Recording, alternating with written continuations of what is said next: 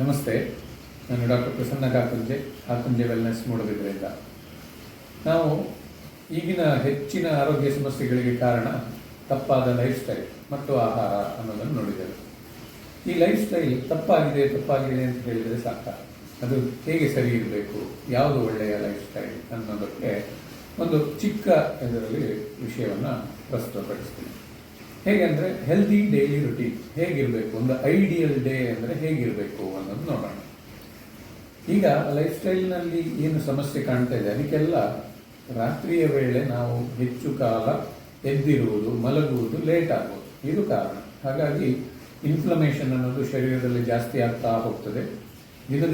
ದಿನಕ್ಕೆ ಅದರಿಂದ ಆಗುವ ಪರಿಣಾಮಗಳು ಶರೀರದ ಭಾಗಗಳ ಮೇಲೆ ಬೀರ್ತಾ ಇರ್ತದೆ.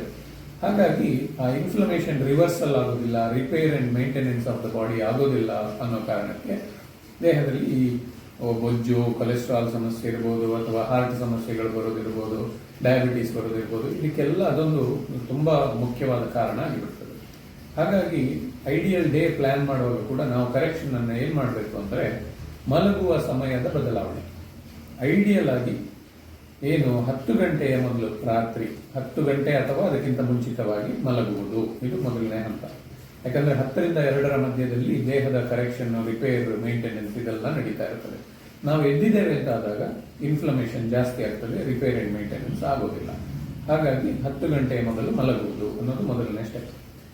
ಅಷ್ಟೊತ್ತಿಗೆ ಮಲಗಿದ್ವಿ ಅಂದರೆ ನಾವು 6 ಗಂಟೆ, 7 ಗಂಟೆ, 8 ಗಂಟೆ ನಿದ್ದೆ ಬೇಕಾಗುವರು ಅಂತ ಆದರೆ ಕೂಡ 4, 5 ಅಥವಾ 6 ಗಂಟೆಯ ವೇಳೆಗೆ ಏಳಲಿಕ್ಕೆ ಆಗ್ತದೆ. ಅಷ್ಟು ಹೊತ್ತಿಗೆ ಏಳಬಹುದು. ಬೆಳಗ್ಗಿನ ಒಂದು 5 ಗಂಟೆ ಅಥವಾ 6 ಗಂಟೆಗೆ ಏಳುವುದು ಅನ್ನೋದು ಮುಂದಿನ ಹಂತ.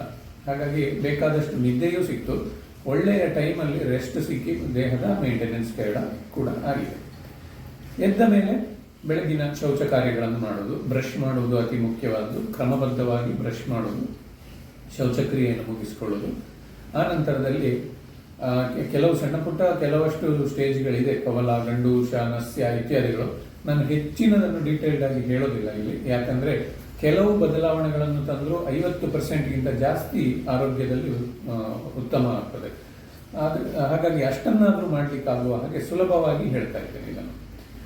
ಹಾಗೆ ಬ್ರಷ್ ಎಲ್ಲ ಮಾಡಿದ ಮೇಲೆ, ಶೌಚಕ್ರಿಯೆಗಳಾದ ಮೇಲೆ ಒಂದು ಎಳ್ಳೆಣ್ಣೆಯನ್ನು ಸ್ವಲ್ಪ ಬಿಸಿ ಮಾಡಿ ಇಡೀ ಮೈಗೆ ಹಚ್ಚುವುದು, ಅಭ್ಯಂಗ ಅಂತ ಹೇಳ್ತೇವೆ. ಇದನ್ನು ಇಡೀ ಮೈಗೆ, ತಲೆಯಿಂದ ಕಾಲುವರೆಗೆ ಹಚ್ಚೋದು. ಹಚ್ಚಿ ಅಲ್ಲೇ ಒಂದು ನಿತ್ತಲ್ಲೇ ಅಥವಾ ಇದ್ದಲ್ಲೇ ಒಂದು ಸ್ವಲ್ಪ ಎಕ್ಸಸೈಸ್, ವ್ಯಾಯಾಮವನ್ನು ಮಾಡೋದು. ಏನು ಸಿಟ್ಅಪ್ಸ್ ಮಾಡ್ಬೋದು, ಸ್ವಲ್ಪ ಪುಷಪ್ಸ್ ಮಾಡ್ಬೋದು, ನಿತ್ತಲ್ಲೇ ಜಾಗಿಂಗ್ ಮಾಡಬಹುದು. ಈ ಥರದ ವಾರ್ಮ್ ಅಪ್ ಮತ್ತು ಸರ್ಕ್ಯುಲೇಷನ್ ಇಂಪ್ರೂವ್ ಆಗುವ ಹಾಗೆ ಮಾಡೋದು. ಆಗ ಆ ಎಣ್ಣೆ ಕೂಡ ಚೆನ್ನಾಗಿ ಶರೀರಕ್ಕೆ, ದೇಹಕ್ಕೂ ಸೇರ್ಕೊಳ್ತದೆ. ಅದರಿಂದ ಆಗುವ ಬೆನಿಫಿಟ್ಗಳು ಅನೇಕ ಇದೆ. ಜಾಯಿಂಟ್ಗಳಿಗಿರ್ಬೋದು, ಮಸಲ್ಸ್ಗಿರ್ಬೋದು, ಸ್ಟ್ರೆಂತ್ ಕೊಡ್ತದೆ, ರೆಜ್ಯುವಿನೇಟ್ ಮಾಡ್ತದೆ, ಆಯಾಸವನ್ನು ಕಡಿಮೆ ಮಾಡ್ತದೆ, ಚರ್ಮವನ್ನು ಮೃದುವಾಗಿ ನುಣುಪಾಗಿರ್ತದೆ, ಯಾವುದೇ ಮಾಯಿಶ್ಚರೈಸರ್ ಅಗತ್ಯ ಇಲ್ಲ, ನಿದ್ದೆಗೆ ತುಂಬ ಅನುಕೂಲಕರ ಅಭ್ಯಂಗ ಮಾಡೋದ್ರಿಂದ. ಹಾಗೆ ಮುಪ್ಪು ತೀರಾ ಬೇಗ ಬರದಿದ್ದಂತೆ ತಡೆಯುತ್ತೆ, ಸಹಜವಾಗಿ ಗಟ್ಟಿಯಾಗಿ ಮುಪ್ಪಿನ ಕಾಲಕ್ಕೂ ಇರುವಂತೆ ನೋಡ್ಕೊಳ್ಳುತ್ತೆ. ಇದೆಲ್ಲ ಬೆನಿಫಿಟ್ ಅಭ್ಯಂಗದಿಂದ ಉಂಟು.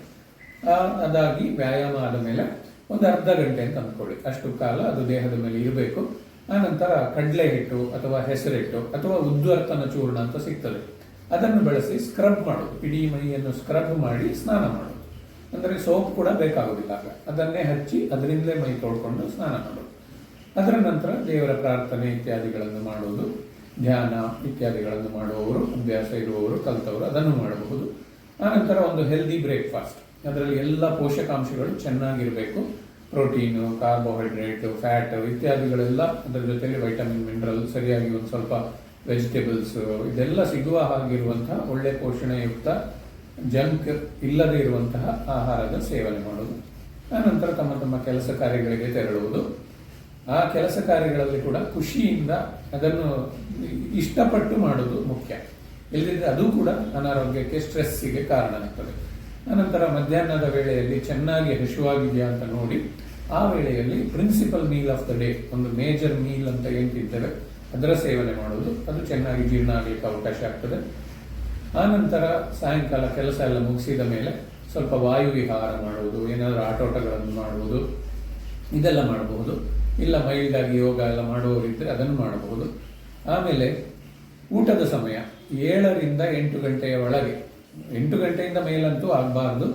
6, 7 ಅಥವಾ 8 ಗಂಟೆಯ ಸಮಯದಲ್ಲಿ ರಾತ್ರಿಯ ಊಟ ಅದು ಲಘುವಾಗಿರಬೇಕು ಆಹಾರ. ಅಂತಹ ಒಂದು ಲಘುವಾದ ಆಹಾರದ ಸೇವನೆ ಮಾಡಿ ಆ ನಂತರ ಫ್ಯಾಮಿಲಿಯೊಟ್ಟಿಗೆ ಒಂದು ಕ್ವಾಲಿಟಿ ಟೈಮ್, ಬುಕ್ ರೀಡಿಂಗ್, ಮ್ಯೂಸಿಕ್ಕಿಗೆ ಕೇಳೋದು ಅಥವಾ ಹಾಬಿಗಳೇನಾಗಿದ್ದರೆ ಅದನ್ನು ಪ್ರಾಕ್ಟೀಸ್ ಮಾಡೋದು, ಇಂಥದ್ದೆಲ್ಲ ಮಾಡಿ ಸ್ಕ್ರೀನನ್ನು ಆದಷ್ಟು ಅವಾಯ್ಡ್ ಮಾಡಿ ಮಲಗಲಿಕ್ಕೆ ಸಿದ್ಧರಾಗಬೇಕು. ಹಾಗೂ 10 ಗಂಟೆಗೆ ಪುನಃ ಮಲಗುವುದು. ಇದೊಂದು ಐಡಿಯಲ್ ಹೆಲ್ದಿ ರೊಟೀನ್. ಇದನ್ನು ಪಾಲಿಸಿದರೆ ನಮ್ಮ ಅರ್ಧಕ್ಕಿಂತ ಹೆಚ್ಚಿನ ಆರೋಗ್ಯ ಸಮಸ್ಯೆಗಳು ದೂರ ಇರ್ತದೆ.